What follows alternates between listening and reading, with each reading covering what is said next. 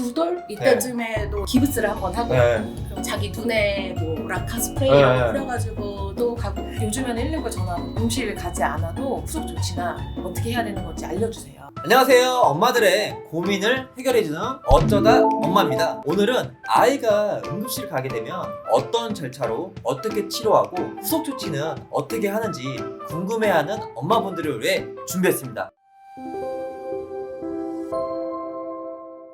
오늘은 이제 응급실에 대한 이야기인데 하기 전에 한 분 한 분 소개를 한번 해볼게요. 우선 신비맘부터 한번 해주시겠어요? 저는 파주 사는 9살, 7살, 4살 세 아이의 엄마 신기맘입니다. 반갑습니다.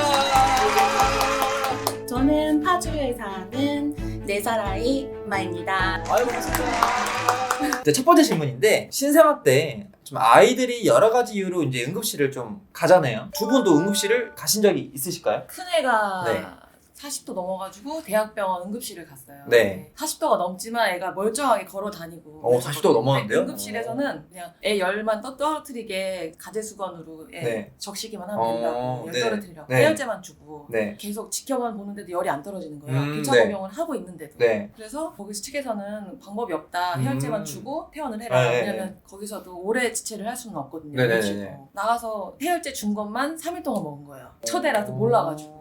그럼 해열제만 받고 바로 퇴원해서 그쵸. 나아졌어요, 아이가? 처음에는 해열제 먹고 그때 거기 해열제랑 진통제랑 같이 섞여 있기 때문에 괜찮았다가 네. 열이 계속 안 떨어지는데 잘 먹고 잘 노니까 네. 괜찮은가 보다 했는데 3일째 되니까 애가 완전 가라앉고 축 늘어지더라고요. 그럼 다시 그래서 갔어요? 그냥 일반 병원을 갔어요. 그랬더니 부염, 폐렴, 기관지염 네. 이게 여기서부터 시작하는 염증이 다 생긴 거예요. 네. 그래서 거기서 2주를 입원을 하고 있었어요. 애를. 네. 열이 나서 간다고 해서 그런 특별한 후속 조치가 있는 건 아니다. 신생아 같은 경우에는 애가 너무 어리니까 100일 전에 열이 나는 경우는 거의 없거든요. 네네네네. 100일 이후에 남은 거는 네. 병원을 가야 되긴 맞는데 네. 거기서도 특별한 조치가 없어요. 따로 피 검사를 한다거나 뭐 그런 것도 없고 엑스레이도 없고 못할 뿐더러 네. 애가 너무 어리니까 가봤자 뭐 소용이 없으니까 그냥 받는 것도 해열제 집에 다들 해열제는 다 네. 있거든요. 그 비상약으로 그걸 먹이면서 그냥 결과 지켜보는 게 낫다 이거죠. 굳이 응급실로 열로는 추천하진 않는다. 추천하지 않는다. 그럼 이상맘님은 어떤 뭐 그런 상황이 있으셨어요? 저희 아이는 질병 때문에 간 것보다 좀 여자아이인데 좀 네. 활동성이 강해가지고 아. 사고를 많이 내는 스타일이었어요. 두 돌 이때쯤에도 기부스를 한번 하고 네. 그리고 자기 눈에 뭐 라카 스프레이 네. 이런 거 뿌려가지고 또 가고 네. 그런 일이 많이 있었는데 기부스 했던 네. 얘기 한번 해보자면 네. 평상시랑 다름없었어요. 음. 그냥 잘 놀고 있었는데 이제 애가 이제 아장아장 걷기 시작하던 시기여서 네. 이제 가끔 넘어질 수도 있고 하니까 그런 거에 이제 주의를 하는 그런 시기였었는데 네. 평상시처럼 잘 걷고 있었는데 갑자기 으앙 하고 우는 거예요. 네. 그래서 왜 그러지? 그리고 봤더니 그냥 침대 모서리에 팔꿈치를 이렇게 살짝 찍었는데 그것 때문에 계속 우는 거예요. 네. 그냥 정말 살짝 네. 찍었거든요. 근데 평상시랑 다르게 자지러지게 우는 게 이제 네. 엄마가 생각하기에 이거는 뭔가 있다. 음. 평상시랑 뭔가 다르다. 네. 그래서 이제 119에 전화를 했어요. 네. 오셔서 이제 보셨는데 팔을 이렇게 움직여보고 하는데 또 그분들이 보실 때는 또 괜찮은 거예요. 네. 근데 내가 볼 때는 애가 평상시랑 너무 달라서 그렇죠. 엄마는 네. 계속 보니까. 네, 그래서. 엄마는 아니까 네. 구급대원분들도 물어보시더라고요. 아, 엄마가 보실 때는 평상시랑 다릅니까? 네. 네, 달라요. 많이 달라요. 네. 그래서 이제 병원에 갔더니 이것저것 검사를 해보니까 미세하게 실금이 갔던 실금이네. 거예요. 아이지만 기부스를 원래는 해야 되는데 전체를 그렇게 해놓으면 견디기가 힘드니까 이제 반기부스 반깁스. 그렇게 해서 돌아왔었죠. 두 분 이렇게 이야기 들으면서 그 상황을 자꾸 기억을 이게 떠오르니까 눈물이 자꾸 이렇게 글썽글썽하시는 것 같아요. 응급실에 화가 많이 그러니까. 나는데요. 보통 이제 초보 엄마분들이 아이가 울면 어떤 것 때문에 우는지 좀 원인을 모를 것 같은데 두 분은 그 원인을 딱 알아챘는지 아니면 모르셨는지 궁금해요. 알아챌 수밖에 없지 않을까요?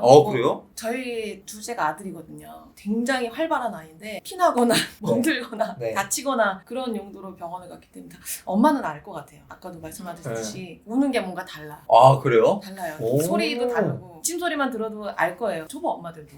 그래요? 저는 아이를 되게 어렵고 힘들게 네. 가졌어요. 결혼하고 한 10년 만에 아이가 생겨서 내가 이제 공부를 많이 했기 때문에 잘 안다고 생각을 네. 했는데도 막상 닥치면 모르겠더라고요. 애가 그냥 이유 없이 울 때 네. 이제 좀 커서 말이 통하고 이럴 때는 이제 괜찮은데 뭔가 이제 아이가 제스처를 할 때는 알 수 있는데 신생아 때 네. 그럴 때면 얘가 배가 고픈지 네. 기저귀를 갈아야 되겠는지 이빨이 나는 건지 잘 모르겠어서 같이 달래다가 밤을 샌 적도 있고 같이 운 적도 있어요. 그런 시절이 있었는데 지나고 나니까 알겠더라고요. 만약 아이가 열이 났을 때 응급실 가지 않더라도 본인들만의 노하우가 있어요? 저희 둘째 애가 그렇게 열이 많이 났었거든요. 말 못하고 그럴 때도. 응급실 가도 똑같아요. 옷을 벗겨놓고 열을 네. 떨어뜨려야 되니까 열배치를 붙여주든 네. 아니면 수건으로 계속 닦아주든 열이 떨어질 때까지 그냥 지켜보는 수밖에 없어요. 무조건 응급실 가는 것도 아닌 것 같네요. 그럼 이 상황이 또 약간 또 다를 것 같긴 한데. 열 나는 걸로는 저도 응급실 가는 거는 네. 그렇게 추천하지는 않고요. 어린아이를 키우는 집은 해열제를 구비할 때 네. 한 종류가 아니라 2종류 이상씩 오. 가지고 있어줘야 하는 게 네. 중요한 것 같습니다. 오. 열이 심하게 오를 경우에는 네. 이제 교차 복용을 오. 해서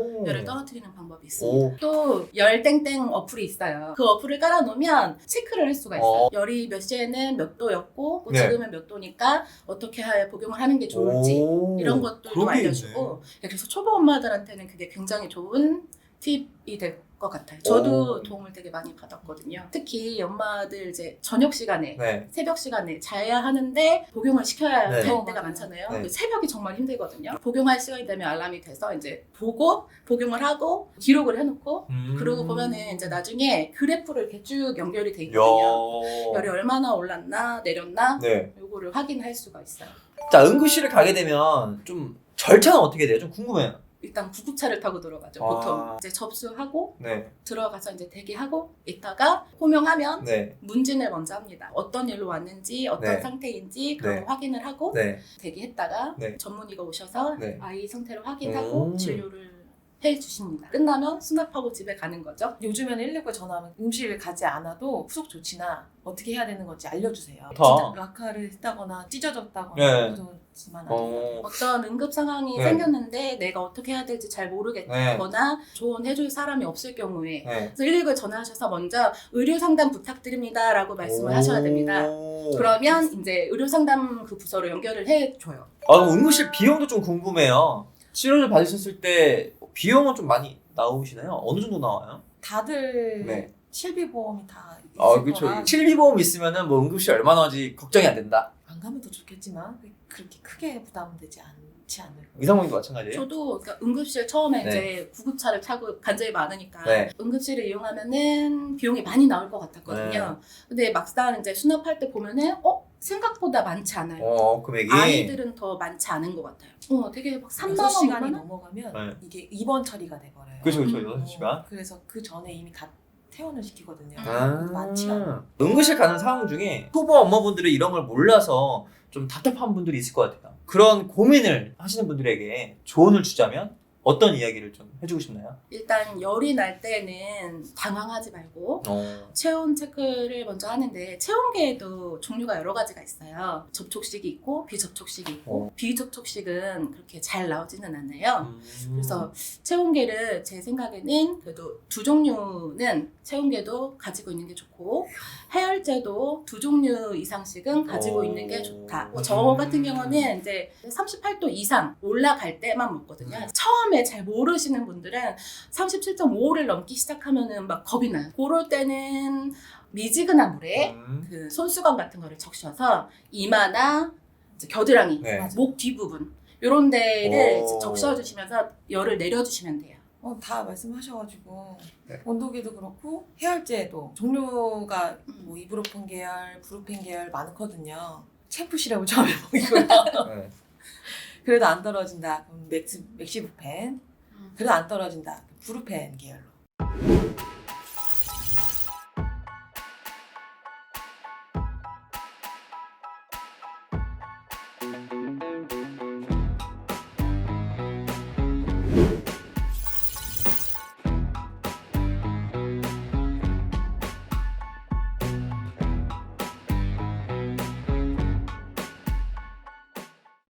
오늘 두 분 너무 또 좋은 또 의견들과 좋은 팁들을 주셔가지고 도움이 많이 되셨을 것 같은데 저희 정보가 뭐 100% 다 도움이 되실지는 모르겠지만 만약에 추가적인 의견이 있으시면 선배 엄마로서 댓글 한번 또 이렇게 의견을 주시면 좋을 것 같고요. 지금까지 어쩌다 엄마였고요. 좋아요. 구독! 알람 설정 부탁드릴게요.